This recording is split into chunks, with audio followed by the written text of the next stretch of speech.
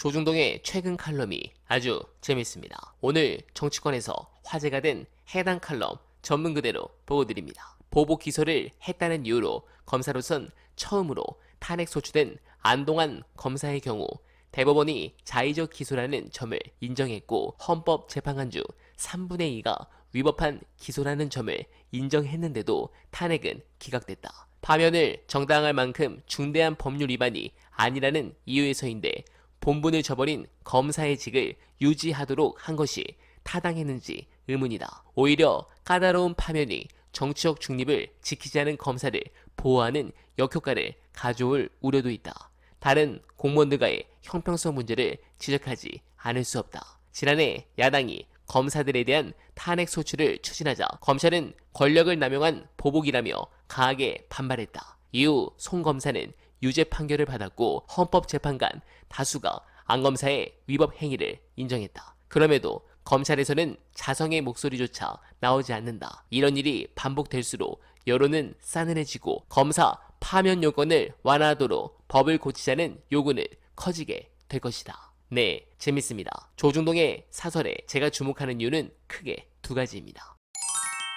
보도 스탠스를 알 수 있기 때문입니다. 실제 사설로 때리다가 스트레이트 단독 보도로 조중동이 때리면서 무너진 게 박근혜 정권입니다. 윤석열도 결국 조중동이 이탈하면 정권이 무너진다는 것을 누구보다 잘 알 겁니다. 둘째, 사설에서 야당을 때리는 횟수보다 여당이나 용산을 비판하는 횟수가 지금처럼 많아지면 60대 이상 코어 지지층에 영향을 줍니다. 현재 윤석열의 낮은 지지율은 당연 지지층이 부끄러워서 지지를 철회한 이유 때문이라 볼 수 있습니다. 그렇지만 언론을 믿는 것은 아닙니다. 구독, 좋아요와 함께 최저가 상품까지 만나보신 뒤 충격적 영상 보시고 이어가 보겠습니다. 문재인 정부 시절에 이 0일 만에 심해 탐사를 했던 어제 소개한 호주 최대 석유개발회사 우드사이드, 우리가 예상하는 석유 개발하면 이 정도 기업이 해야 되는 거 아닌가 하는 정도 사이즈의 회사인데, 여기서 작년에 보고서에 이 일대는 석유 가망 없다고 그런 보고서 냈다고 시사인이 단독 보도했단 말이죠. 네. 그러니까 또 의심스러운 거죠.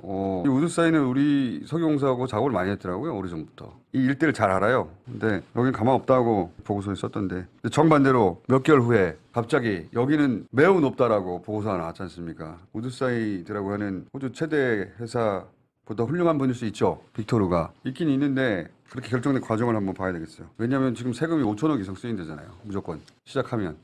근데 시작한 거 아니에요. 승인을 해버렸어요, 대통령이. 네. 그럼 앞으로 이제 최소 5천억 혹은 조단위까지 쓸 거거든요. 이렇게 엄청난 금액이 쓰이는데 이렇게 시작해도 되나 싶으니까 당연히 언론이 취재의 영역입니다. 네, 시사인 보도라서 받아쓰기조차 안 하는 겁니까?